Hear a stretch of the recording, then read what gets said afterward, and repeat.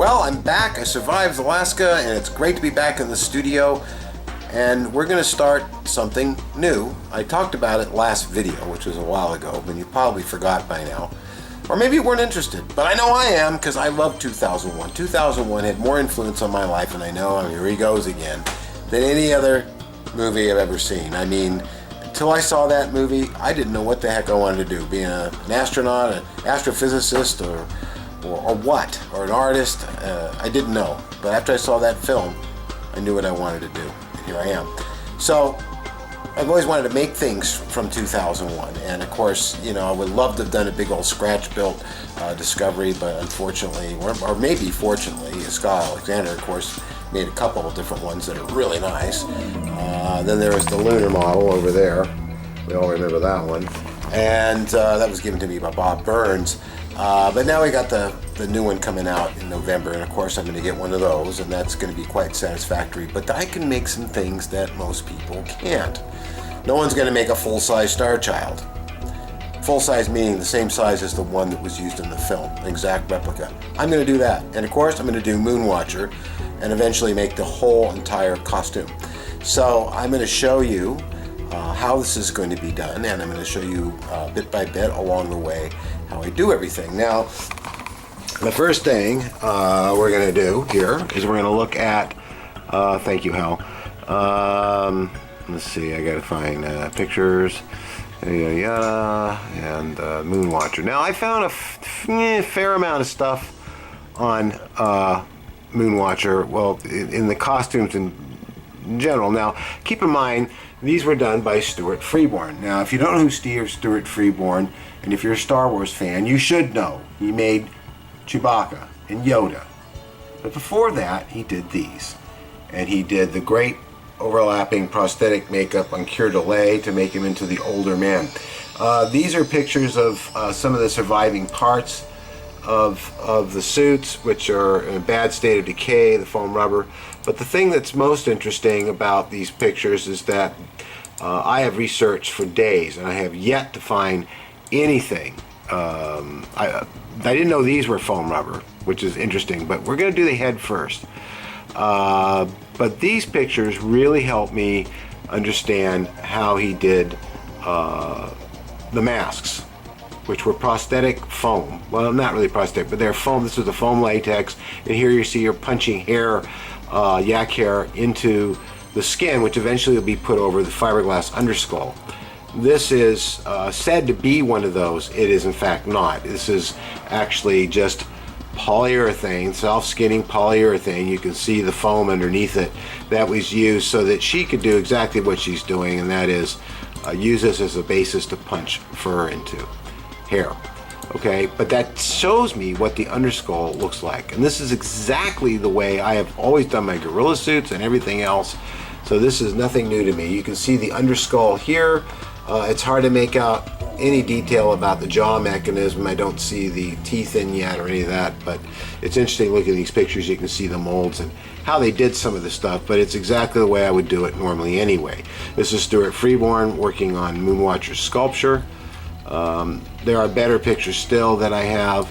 Keir Dullea, I don't know who that guy is, but this is some of the stuff I found, and I've got some other pictures as well that are going to help. But the first thing I'm going to do is take my life mask and sculpt Moonwatcher's face. And once I have that, then I'm going to pull a mold on that. Then I'm going to core that mold. So let's go see how this gets done. This is reliving history. This is how Stuart Freeborn made the Australopithecus. I'll probably be corrected. I believe it was Australopithecus, but early man for the Dawn of Man sequence. Now, here I have the basic elements I need to start all this. I've got my life mask. And this is a big full-size life mask that Rob Berman made for me 2-3 years ago. And then I have a chimpanzee skull here, which when I do measurements on this, and I'll show you in a minute, it's amazing how they parallel my own head.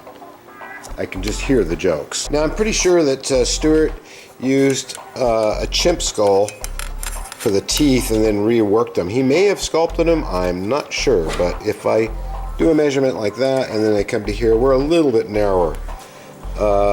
If I try to do this with one hand, get the width of the skull That's a little bit narrower as well, but the jaw size area here matched to, and I went too small, there we go, to here is just about right.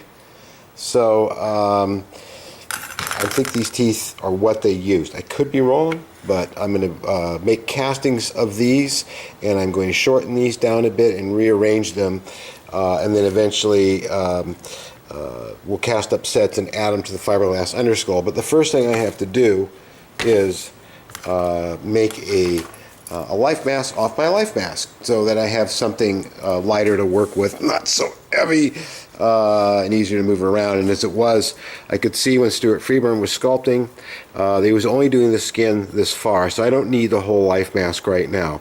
I will when I need to make the underskull, but back part of it. So basically what we're going to do is just the front casting and use that to sculpt on. So with a bit of alginate, which I mixed up, you know, just prosthetic grade stuff that you use for making life masks or body casts out of, and then I put some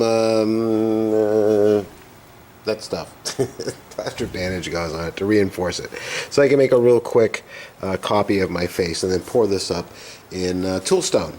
So now this is set up pretty hard, as you can see, and I'm going to pour some UltraCal 30 toolstone into this mold and make up a nice positive we can start the sculpture on. So as you can see, that came off really easily. I got a few little bubbles, but nothing like that, really doesn't hurt a thing.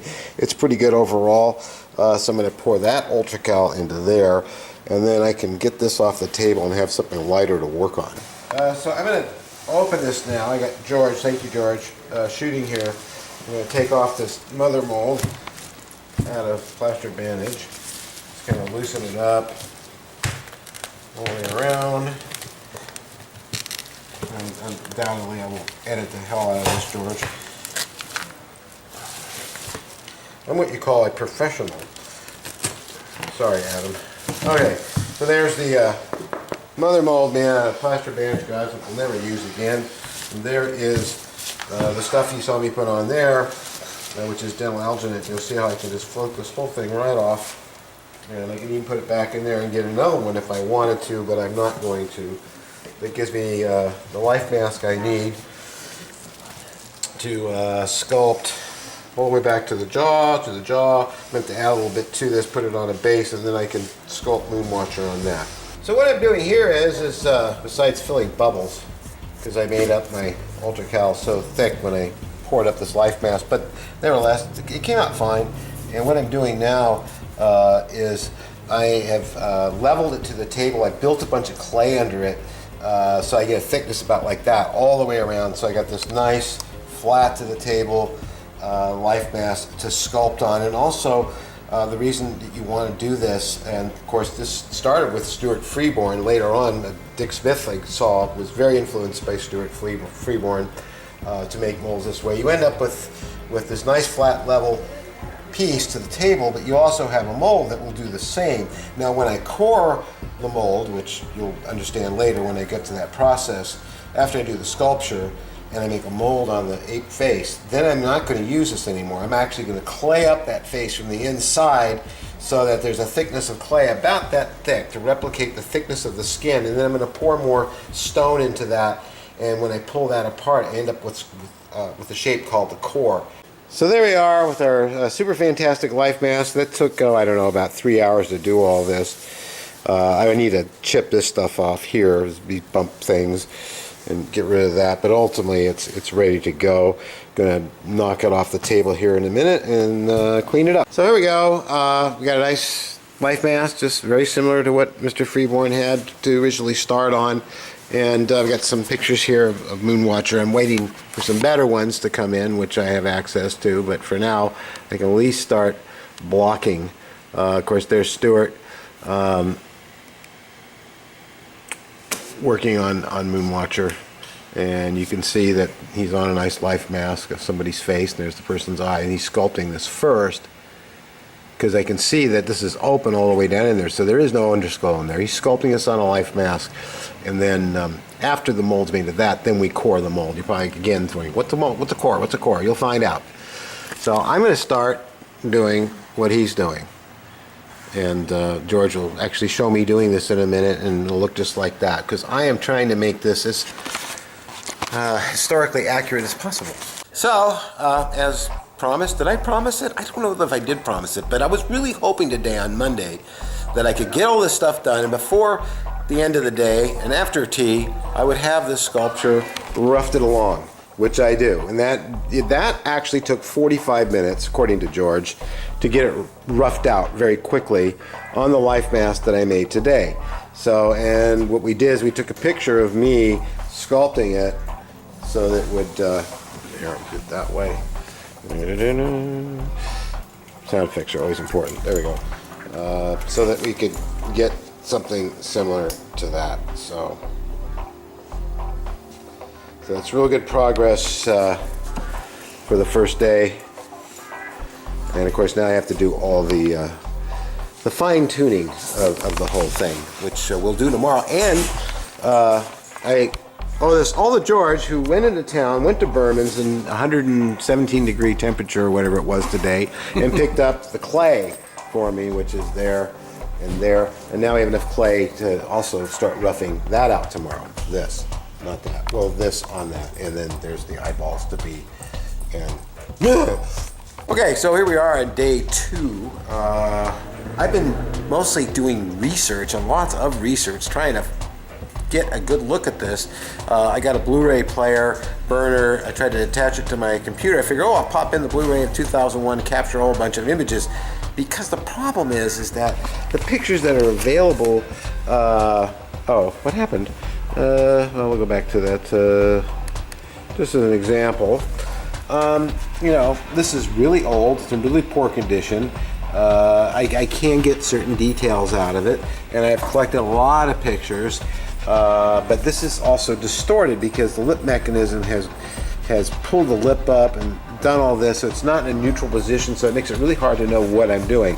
All best thing I can do is to keep cycling through pictures and looking at different angles, going back, looking at the movie, the usual stuff that it takes to, I think that may be Moonwatcher over there with Stuart, to get this right.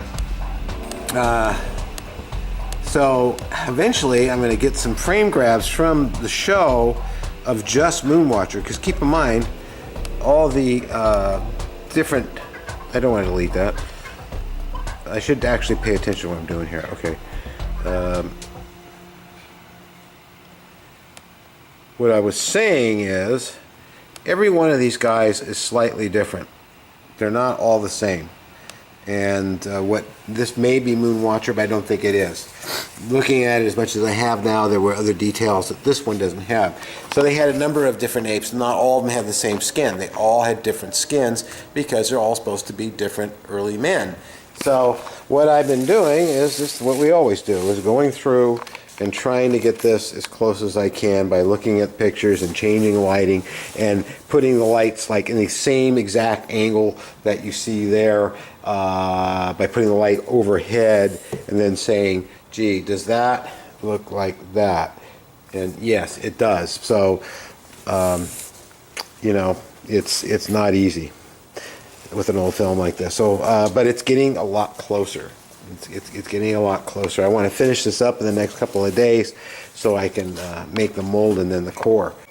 So now I'm getting into refining this water-based clay into something a little bit more recognizable as flesh instead of lumps of mud. Now keep in mind, the original sculptures were done in oil-based clay. I'm pretty sure. But this is wet clay, and it's oil and water, kind of, and it's good clay. A little harder to control for this kind of thing than if I had used oil-based clay, but it will yield good results, especially after it dries out a bit and I can control it more. But it's getting kind of to that point now, as you can see. I've got these hard furrows cut in here, but when I go back and forth over with the softer brush, and then I'll hit it with a little bit of water, you can see how it starts to look very natural. Ooh, suppose he's after something. Must be a big bug, whatever it is. I don't think I want to know. Anyway, so, and again, working with all the pictures, different pictures of this, and what little frame grabs I have, it's starting to look more and more like Moonwatcher, which is the idea. The nose was very, very particular. Moonwatcher's nose is different than really just about any of the other ones in there. But we'll come back here in a little while, and by that time I'll do some sponge texture on it. Sponge! And it'll start to take on a skin feeling with pores. So I don't think that they actually had that in the original, looking at the skins. You know, they were only shooting at 70 millimeter. So, you know, being on film and everything, you get away with a lot, even at 70 millimeter. So they didn't have a lot of pore texture and stuff, but the wrinkles are definitely apparent. So we'll come back in a minute when I get a little further on this. You know, it's really amazing. Who's amazing? What amazing? You guys are amazing, because you're watching me doing this and you're helping me, and thank you, Tony Hardy, and thank you, Paul Butcher, for all the pictures and stuff. And Paul sent me a link to screencaps.com, I believe it's called, and so I was able to get beautiful screen caps. I mean, more than I could ever hope for of Moonwatcher, and being able to do that, get things correct. And you know, I can do things like zoom way in on them and stuff. They're a little fuzzy, but you know, it's a huge help. So it helped a lot trying to figure out what they were doing underneath here. And what was interesting is that some of the sculpting, although it works and I love them and everything, that's not the way I would do things. So I actually have to be sculpting this the way they did. There are some instances where there were different sculptors, and there's that classic shot where it's at night and they're all sleeping. I'll show you what I mean. That one. This is the skin that Bob Burns has in his possession, and was thought to be Moonwatcher, but it's not, because look at the nose. It's clearly different. It's much more similar. Well, it's similar like a chimpanzee. This sculpting under the eyes is very, very nice, and the wrinkles and stuff, which is probably why Kubrick chose this for such a tight close-up. So here it is. And again, the biggest problem is just trying to look at screen grabs where it's in motion and the mouth's being open and closed and things are distorting and changing. You can't see a neutral sculpture like they originally did. But if they had, it looked about something like this. From all the extrapolation I've done from frame grabs, various black and white fuzzy pictures, and pictures of the actual thing in the museum, which is very old and been kind of scrunched this way, and the foam's rotting, so there's been a lot of distortion there. So, but this is getting really, really close to looking like the Moonwatcher we know, and the nose being accurately shaped.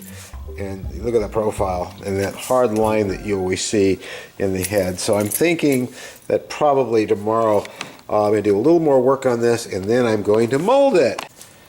The clay is very, very soft right now, so I'm going to have to wait to do any more till tomorrow. But you can see I'm just using a brush like this and literally making that brush sharp like that and going through and making these little furrows in the flesh. And when this dries out tomorrow, I will be able to sharpen it up a bit more. But it's looking pretty darn good. I gotta tell you, it's hot up here. I mean, it's boiling. Things are melting. It's just terrible. I think it's 79 degrees, almost 80. It's unbearable for me, really, honestly. Now, I know a lot of you are in the valley right now at 111, and that's why I left there. 40 years of it. Now, 80 feels hot to me, so, you know.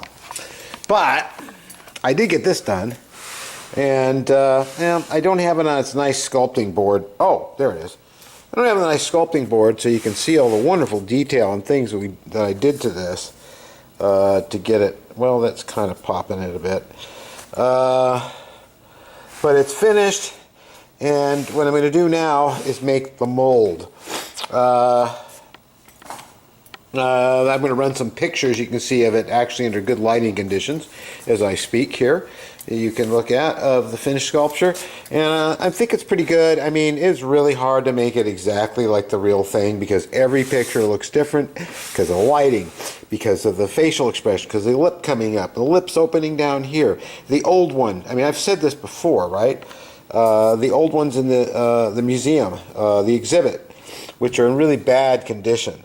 So I extrapolated as best I can from all the information I had and came up with this. So, and I think it's fairly accurate. Keep in mind there's no hair on it, it's not colored, it's just there's so many things that will throw it. But I've done enough ape type stuff, gorilla suits, chimpanzees, and other creatures like this that I think it's going to be just fine and look pretty much exactly like Moonwatcher. So, next step is to mold this. Now, the reason that I did this life mask the way I did it, being flat to the table and everything, is going to become very apparent here as I make the mold. Now, the first thing I'm going to do is take water-based clay, and this is not the same clay I used to sculpt with. This is EM210, which is a layup clay for making molds and making parting lines and stuff. And what I'm going to do is run it right up to the edge of the skin where it ends. Now this is all unfinished down here because it's all going to be covered in hair, and it doesn't really matter if that's done. But I'm going to do this all the way around. Also, again, it relieves surface area, surface tension, by having the actual mold only come into contact with that part of the stone there, which later will be a core as I go on and as I explain doing this. I'll explain. No, I did that wrong. Lionel Jeffries. I'll explain. Man puts clay. No, that's not it. Anyway, enough of that. So I'm going to do this all the way around. I'm kind of not, if I leave frame a few times, because I'm actually paying attention to what I'm doing. But you get the idea. I'm going to do this all the way around the entire mask, and then I'm going to do the same thing inside the eyes here, because again, when I close the mold, it will relieve pressure of all this material in here directly to the outside and directly through holes that'll be in the core, and it'll close easier. So now we've got this clay all the way around here like this, and it's right up to the edge, and that just gets rid of everything that the mold we're about to make is going to want to walk onto and not allow you to open. And plus, it's just going to make it easier to open. Don't mold what you don't have to mold. So now I'm going to do the same thing right around the eyes here, because you don't want it locking into the eyelid shape and everything. You just want to make it smooth, have a tiny little bit of space between the edges where the clay hits the stone life mask itself. So I've started putting the clay here for the eyes, and it's a little tricky because it's close. And get this in here like this. Kind of press in there very carefully, not getting too close to the edge. Get it down good enough without actually attaching it to anything other than the stone, and then we're going to go around with a sharp tool and slice it very close. So we got these in now on both sides, and this will keep it from locking, and it also will relieve some of the hydraulic pressure. There'll be actual holes drilled out of these into the mold once the mold is made. This is my last chance, and it's time to pour 1630 on this.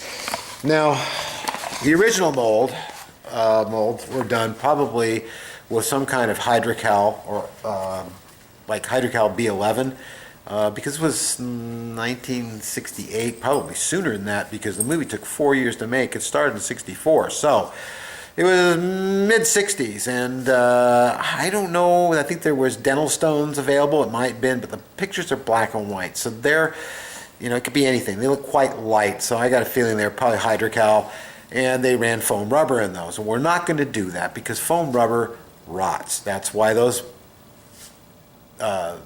surviving ones look so poor. They've repeatedly tried to repair those, it looks like, and put latex on them and stuff, which has kind of ruined the sculpture, the original sculpture. You can't see it that much anymore. And so there's been some controversy that I didn't beat this up enough, but truth is, if you look at the clay sculptures that Stuart was working on in black and white, you can see they didn't look that way. And they certainly don't look that way in the film. So we are going to be using silicone gel 10, which is what we make prosthetics out of today, that replaces foam rubber, and that material will last a much longer time, years and years and years. I don't even know if it ever rots, but it certainly won't for a very long time, and it's cold cure. So we're going to be making the actual molds out of 1630, which is a two-part polyurethane casting material, but it's designed for layup and for making molds with, and also making product with, just like stone was. So basically the process is the same, we're just using a different material altogether. So we'll be starting that next. So I was a bit worried if I had any of this. I found 6 gallons of BJB 1630, and of course trying to mix this stuff up is living hell. And you have to have a jiffy mixer and a drill to do it. The stuff is like, you can't use a stick. Well, people have done it. It took 30 minutes to mix it. Just to make, that's what the longest part of making this mold has taken so far. So now that we're ready with that, we're gonna mix it on the wonderfully clean scale there, and I'm gonna lay up a gel coat on this. Then it goes off in like 15 minutes, then we're gonna lay up another coat with some fiberglass mat in it. And we'll end up with something that looks kind of like this. All right, sports fans, here we go. We've mixed up the 1630, and I'm getting the vitals and doing this splash coat of 1630 right on our guy here. And I'm going to do this and completely end up covering the entire thing with a gel coat. In 15 minutes, this will start to set up. And then we'll do a second coat. This will get all the detail with fiberglass backing in it. So there's our gel coat. It's starting to thicken up a bit, as you can see. So I'm going to put this camera down here in a minute and keep going. But this is so much better than using plaster gypsum of any kind, and you won't get any bubbles this way. This is the future. Now you can see it's getting really thick. And, you know, yeah, you only have 15 minutes to work with it, but, you know, chances are the first time you do this, if you decide to stop using plaster and gypsum as I did and started using this stuff, you may screw up and you may end up not getting everything on there the way you want it to be. No problem. Before it goes off all the way, I mean, when it's still tacky, kind of sticky and not moving, put another coat on it. That's all you got to do. And it's very important that the minute that this stops moving, you press down the fiberglass to it, run another batch, and get it on there, because the stuff doesn't really like to stick to itself that well. Any polyurethane actually can delaminate if you wait for it to go off all the way. Now you can see it's getting pretty thick, but it's still running. So I'm going to keep messing with it like this, just like with plaster or anything else. Building it up a little thicker on the sides here. But you don't want it to be all lumpy and bumpy. You want the gel coat to go pretty smooth so your glass will lay down nice. So it's always kind of like splitting hairs to get it just right. Now, one of the things I can do once this sets off a little bit more is I can use alcohol and go by hand and smooth it down. So here I am. I'm going to take, you can see how I smooth this with the alcohol. I didn't show you that, but basically you just put some alcohol in your hands and smooth, baby, smooth. And scissors. You don't want darts like this, because if you dart like that, then you're going to make pockets. It's important to get this on before it gets, you know, I can touch it now, see? And you want it to go on there when it's still tacky, and it is still tacky.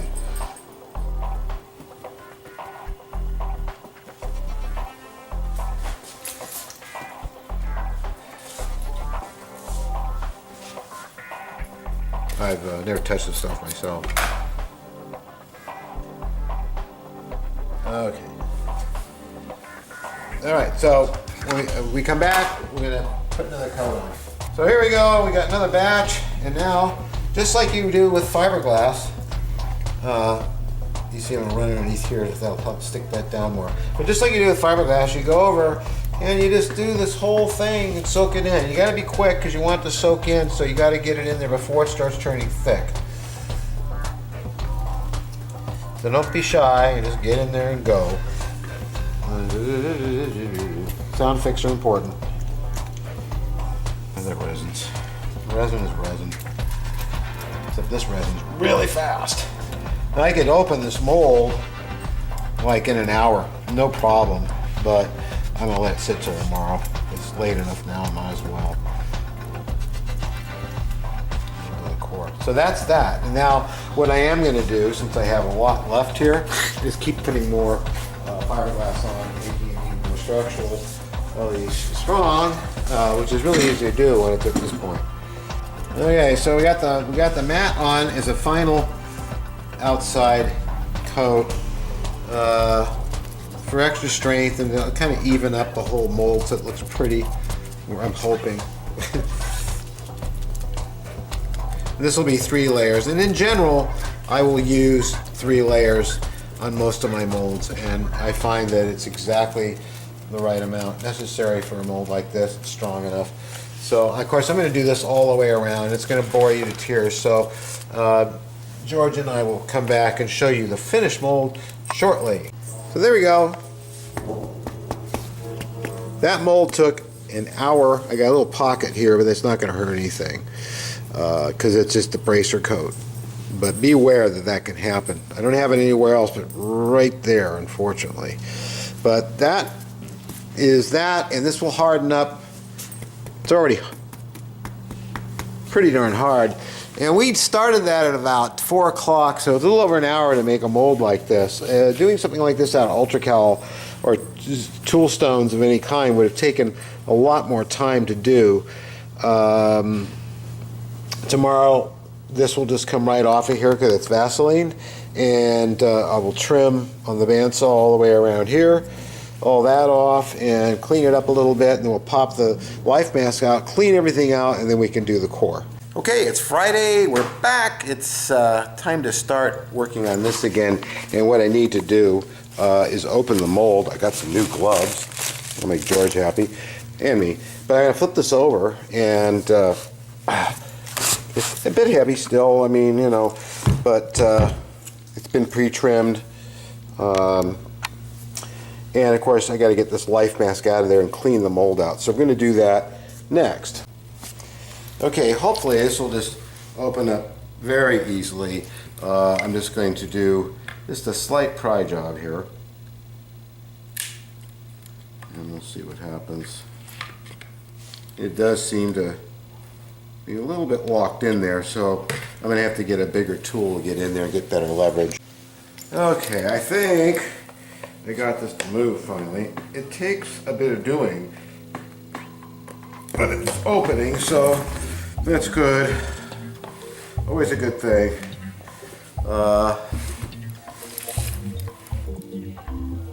Rather well. I just have to break that surface tension, and then it comes out pretty easy. And there's the life mask out, and take a look inside here. What I can tell so far, so good. But we're going to have to get in there and get this clay to loosen out. But what I can tell, we got a really nice surface here. We got a nice mold. So I'm going to dig this clay out and clean this up and show you what that looks like here. I'm very excited, can't you tell? So as promised, here's the inside of the mold, and as you can see, it's rather perfect. I mean, there's really no issues here. And oh, now it's really doing that thing where it looks like it's a forward piece, but it's actually a reverse. See? Honestly, truly, it's still doing it. It's amazing on video how this does not look like a negative. It looks like a positive. George, come here, look at this. Look in here. In here. Mm-hmm. What do you see? You see a positive. Yeah, I see a positive. Okay, so, and then here's the life mask. What I'm going to do next is, if I was just to use this life mask and run silicone, this would be a big Planet of the Apes makeup. And you'd have all this boom built up here, and of course the silicone's going to be very heavy. We wouldn't be able to move the mouths that flop it open and close like it did. But what we're going to do instead is core this so we have an evenly thickness on the skin all the way around like this. And that will be a supporting core for the skin to be made, and also for a mold to be made off that core that will enable us to make a fiberglass underskull. So when we run the thin skin, that goes in the underskull goes in my face, I remove the jaw, it moves, and we can make the lips snarl and stuff, but it will become clear in a minute. And here's the chimp skull, and I am very sure that they used chimpanzee teeth and they kind of sculpted them a little bit differently, ground them down for the incisors, but this fits so well in here, right up to the part, which is this line right here of the underskull. This right here is where the underskull is going to rest when I run the foam. So these are going to work out really well for the teeth, much like what they did. So that's really cool. A core is a pretty simple process. I've taken these two pieces of balsa wood here, stuck the clay on top of it, and sliced through, and made this very even sheet and of clay, which this will replicate the thickness of the actual skin that I want. So what I have to do is sort of piecemeal this in here, inside here, very carefully, and it takes some doing. You got a lot of things to go around and stuff, but what I want to do is replicate that shape from the eventual skin. Okay? Like that. Now the reason I'm not putting the clay over this is because the core actually will rest on that when the mold gets close. Now I've got to try to get up into there, which is going to be somewhat problematic.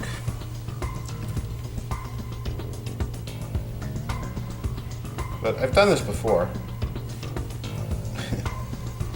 several times. So I'm going to be doing this all through this until I get a nice even shape inside here. And then after I do that, I'm going to pour more material into the mold, more of this stuff, and then I'll have the core. So here's the technique I use. I use this wire cutter here for the clay, and I put this between here, and I cut through. Now that I slice through it, I've got, you know, an exact thickness to the wood, and you can see from the side how that is, and that's how you get, you know, just some accurate pieces. And then, so a little bit more, you can see how it comes right up to the eyes. This will all get smoothed down with water in a bit, but you know, this is the resting point for the life mask, and the resting point for the core of there, well, not life mask, but for the core where the life mask was. But and I'm going to blend all of it up into here, and then smooth it all out, and then we'll be able to pour up the core. So here we are, Isaac Blair's here. This is the core, and the clay's all laid in and everything, and so I'm letting this dry out a little bit, and then we're going to put some more of that stuff in there and make ourselves a core. So here we go, we poured some more resin in here, and this is going to start making our core, and in a second here this will get pretty thick, and same procedure. I'll put some fiberglass cloth in there, back it up, and put another layer, and then we can pull this out after it gets hard, clean off all the clay, and we have our core. It's got to go down in there. Need to take more off. So now we get the mat in, the fiberglass, and another coat inside the core, and as you can see, it's inside the same mold. And as soon as it sets up, we're going to put a handle in it. We will pull it out, clean it off, and we have our mold to make the skin and the underskull. So there we go. That's the core, and of course all this will get trimmed off after we take it apart, which won't be in too much longer. It's getting hard pretty quick. So probably about a half hour, around 4 o'clock or so, we'll pull this open, clean all the clay off, put it back together, and let it sit for the weekend. But that's how we do that. I keep saying that, don't I? But you get the idea. I mean, if you ever want to try this, jump right in. Oh, I already got this to open, but just to give you an idea, this is how that works. This is pretty good. That's our core. And of course now I got to clean out all the clay in there. But we didn't have any locking or sticking. We got some funny stuff around here, which is interesting. I think it actually, no, it's fine. That's interesting. Anyway, good core. You can see now what I've been talking about and how this will actually be the underskull. And if we look back at the actual pictures, which I'll show you in a minute, you'll see how that relates. But first, I'm going to clean this up. So here's the core, and of course, I have to do some sanding on it and stuff to smooth it out a little bit more, but it's really, really nice. And of course, imagine, if you will, that I have poured silicone into this mold, because I know some of you watching this are a little confused still about what I'm doing, trying to replicate the thickness of the clay. And that's exactly what I did, is I replicated the thickness of the silicone skin by putting in clay and then pouring this in, right? So this is in there. So imagine, okay, I've got this mold, it's all cleaned out, and I poured in silicone and I just opened up, and inside of it would be this silicone skin, see? And as I peel it away, this is actually clay, but this will give you an idea of what I'm talking about. That would be the silicone. That would be the skin. Try to get something out here you might recognize, like the brows. And if you look in here, I'm going to pull out some of the muzzle area. The clay, of course, does not stay together. But that would be the skin, and the skin fits exactly back over this, so that when I actually have the real core, I mean the real fiberglass core made from this, and I have the skin on this been made, and it'll be able to lift up its and snarl and do all that kind of stuff. That's why we need this core. That's why the core is made. That's why it was made in this way. Because if you notice, the thickness on this is pretty much the same all over. A little thick on the lip. I'm a little concerned about that, but being that the silicone is so thin, soft, it should flex quite easily. So that's all cleaned out now. What I'm going to do next is wash this out again, put the two together, and that's really it for today. So here we are, and I got it fitted back together, and I'm so pleased how tight this whole thing fits together, how easily it opens. And what's going to happen here next week is we're going to sand this and fill it a little bit, smooth some of this stuff over, and make a silicone mold on this so that I can make a fiberglass lightweight copy of this that'll fit on my head in order to support the skin. And I'm going to mold these in silicone and make just this much of them to here. I'm going to take these down. I'm going to cast up a pair and take these down, make these incisors smaller, and do the same thing top and bottom. As you can see, the size match to this is really, really good. So now I know they really did use chimpanzee skulls. I heard that they did for the teeth. So that much will be cut off. And when this is fiberglass, that'll get removed, and these will be put in here and lined up. This will be all the way cut to here, and at my jaw line hinge point, so this, when my jaw moves, it'll do this. It'll be a flexible hinge so that it does this, but it also can teeter-totter right or left, which will cause the cables connected to the bottom of the jaw coming up over here to these two tabs. It'll allow that to snarl right, snarl left, or snarl all at once, depending on how I open my jaw. And down here will be one tab connected to the inside of the silicone that will pull that lip down. And that's what they had in 2001, because I have a picture that shows, and very rare, but I think Tony Hardy, thank you Tony, found me a picture that showed the actual underskull where I could get a decent look at it, and that was a holy grail in itself to have that, because I'll be able to do that exactly. So that's going to be fun. I can't wait to get to that next week. and get the fiberglass underskull and the teeth and start making it all happen and run the skin. Now what happens is, with this, of course, this gets all lubed up. We're going to put some baldies in there because that way we'll be able to paint the skin very easily. And we're going to pour in silicone gel tint, very soft. Squish it in there like that.